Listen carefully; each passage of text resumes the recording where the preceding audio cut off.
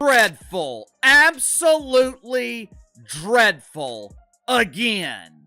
And I had just complimented Angel Reese for being efficient. I had just complimented Angel Reese for putting together a respectable performance. Of course, the Chicago Bravado, they still got their ass kicked, but that doesn't matter.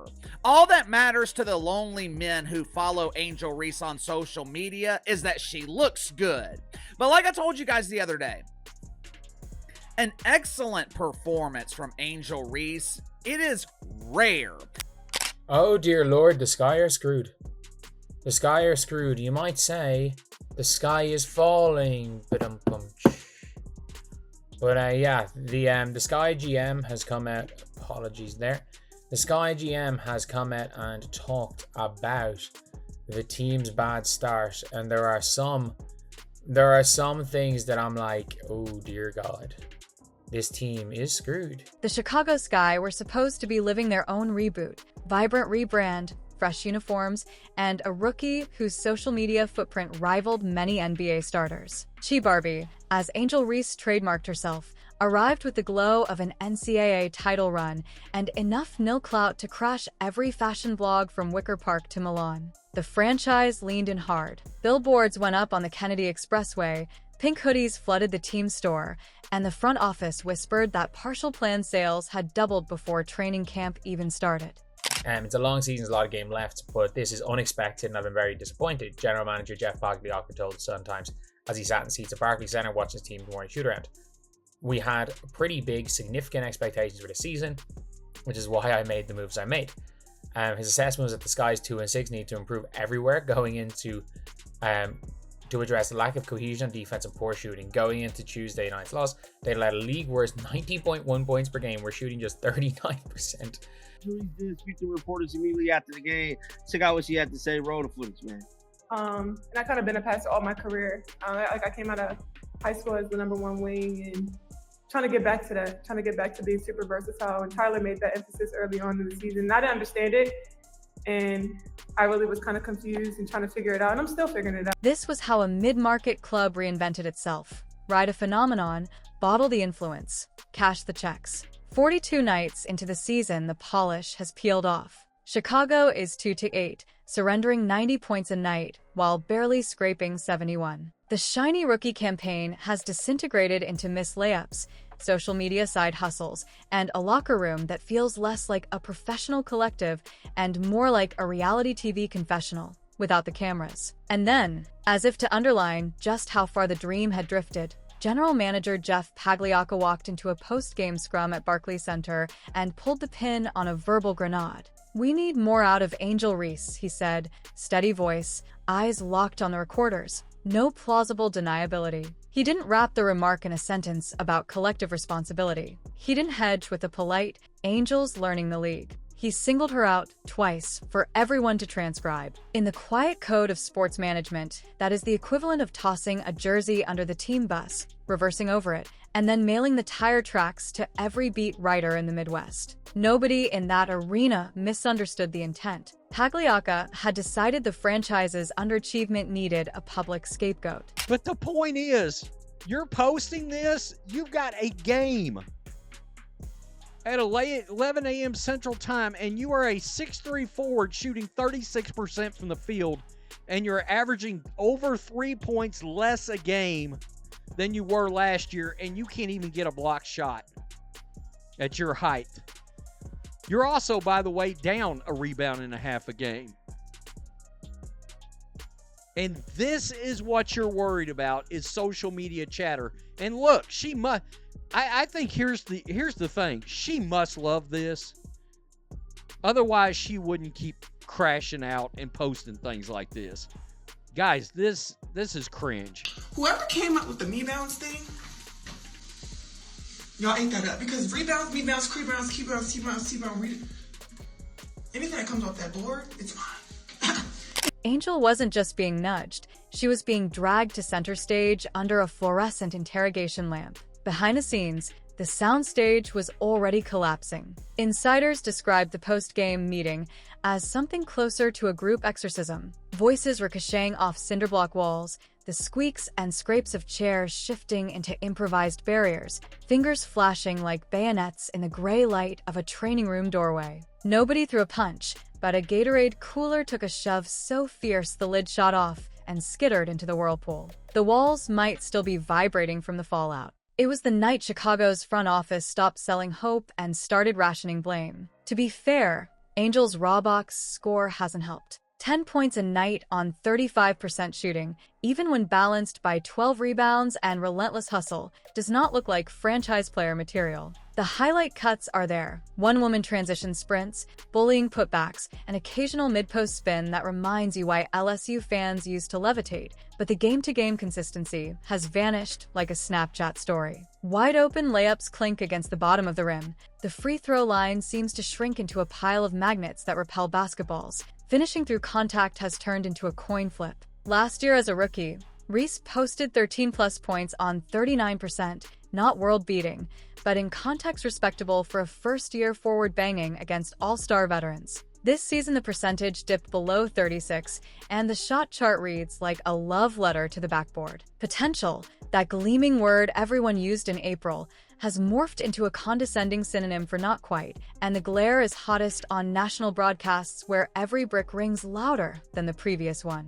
The irony? The marketing department that sold Chi-Barbie's glitter is the same department replaying those misses on loop in nightly sizzle reels. Hype was the engine. Hype is now the smoke. What made Pagliaca's public blast so incendiary is how deliberately it ignored context. Courtney Vandersloot, the Sky's veteran facilitator and emotional North Star, is gone for the year. Tyler Marsh, the first-time head coach who built summer sets around Camila Cardoso's post-gravity, has watched his rookie center struggle with rhythm and foul trouble. Defensive rotations leak like a colander. Spacing collapses the second Cardoso and Reese share the floor. Layups turn into contested scoop attempts because the lane is a logjam of limbs. Yet when the microphone switched on, none of that complexity existed. Only Angel, only the stat line, only the implication that she alone is torpedoing Chicago's cruise. Inside the locker room, the fallout is no longer whispered. One veteran told a friend that certain older players feel Reese gets chances we'd never be allowed to fumble. Another source joked that the team's film sessions have devolved into Angel Cam,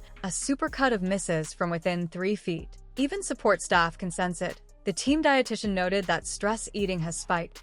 Chick-fil-A receipts tripled over 2 road swings. When auxiliary employees start tracking comfort food, the chemistry tank is officially on empty. Reese is officially the lightning rod. Yeah, it's going down in Chicago. The sky is falling. The sky is falling. We got the Chicago Sky general manager, Jeff P., throwing Angel Reese under the bus? Jeff P. said he's had enough of missed layups. Is under fire from the Chicago Sky general manager. The general manager names Angel Reese by name and says, "We need more out of you." Now I'm scrolling through Twitter, doing my thing. You guys know how I do. Got the air breezing through my hair in those Twitter streets. I do. And I take a look and I see something that catches my attention. The Chicago Sky make a request to Angel Reese amid losing streak. Interesting. What is this request? Perception compounds the pressure. One state over, Caitlin Clark is detonating every box office metric the league tracks. 19 points, 11 dimes, 6 boards a night, logo threes, triple doubles, a highlight feed that resets Twitter algorithms with each release. Networks flex scheduling just to squeeze another Fever broadcast onto weekend prime time. When Clark sits with a quad, strain ratings fall by half. When she plays, arenas sell out whether it's a Tuesday in Indy or a Thursday in Seattle. Chicago's boardroom watches those numbers and sees a mirror that doesn't flatter. Their rookie, hyped as Clark's marketing foil, is shooting 10 for 28 in back-to-back losses. Fans notice the gap too. "She's the GOAT. She signed my jersey, I cried," a kid told a local station after Clark visited Chicago. When was the last time a child cried tears of joy over an Angel Reese lay-in? The comparison is unfair in one sense. Clark is a generational guard making history, Reese an energy forward still refining touch, but business cares about bottom lines, not fairness. In that calculus, Chicago's return on investment looks grim. Still, dumping everything at Angel's feet feels like the wrong solution delivered in the loudest possible tone. She is 22. She rebounds like an avalanche and plays with the motor coaches usually have to wire into veterans with playoff scars. Former LSU teammates swear her work ethic is uncompromising. She says it herself. Put my head down, grind, the results will come. They might. But Chicago's patience is growing brittle. The franchise mortgaged pieces of its future for an immediate jolt of stardom. What it got is turbulence. Franchise builders in tight markets rarely have the stomach for long runways. Trade rumors are inevitable. Scouts have begun whispering about forwards in Minnesota, Phoenix, Dallas. Simpler contracts, friendlier mechanics, maybe a second-round pick attached. Nothing imminent, executives insist, but smoke tends to precede a day notification. Chicago could pivot to a slower rebuild, except that Chi-Barbie merchandising can't cover scoreboard deficits and move her for assets that fit Marcia's system. Or they could double down and pray the finishing drill clicks before the season's lost. Either choice comes with risk. Both hinge on whether Angel can convert the point-blank looks she currently fires at the front rim. There is also the brand problem. A blessing in fair winds, an anvil in storms. Social feeds still churn out glam shoots, swimsuit covers, me-bounds, hoodies that critics interpret as cell phone. That noise once generated free marketing. Now it feeds a perception that Reese loves for the side hustle more than the side pick and roll. Front offices will tolerate influencer hours when field goal percentages start with a 4. When they start with a 3, hashtags morph into ammo for talk radio monologues. This tension is not new in women's basketball. The league's veterans lived through years of flying coach, playing overseas, and surviving on marketing crumbs. They're protective of their turf. A rookie who arrives in private jet optics with a cold jumper and a learning curve inevitably triggers hostility. Angel didn't invent that dynamic. She walked straight into it. And now the front office has made her the flashpoint. So, what next? If Reese strings together 2 weeks of 14 and 12 on 43%, the narrative flips overnight. She can do that. Every analyst who scouted her believes so. If the percentage stays buried beneath 38 by July, expect July to grow uncomfortably loud. Pagliacca might hire a finishing specialist, stagger Cardoso-Reese minutes to open space, or even impose a quiet moratorium on off-court appearances until numbers climb. Those are manageable tweaks. What isn't manageable is another nationally televised for 14 while Clark drains logo bombs 25 miles away, because that comparison makes highlight editors ruthless. For Angel, the path forward is simple in theory, brutal in practice. Finish the bunnies, wall off the rim, lead with energy, not post-game quotes, and let the marketing department chase the stats rather than vice versa. Chicago's window for grace is shrinking. The sky can still level out. Chi-Barbie can still evolve into the franchise pillar her college resume promised. But the timer is visible now, the fuse sizzling at both ends. If she lands the turnaround, people will call the early turbulence character building. If she doesn't, this season will become cautionary folklore about what happens when branding outruns buckets. The sky is indeed falling. Whether Angel Reese becomes the umbrella or another piece of debris will be decided, not in cosmetics meetings or on TikTok, but in the paint on a humid Friday night when the layup must drop and the crowd holds its breath. It says here, guys, that the general manager, Jeff Pagliocca, is it Pagliocca or Pagliosa? You guys know I'm bad with names.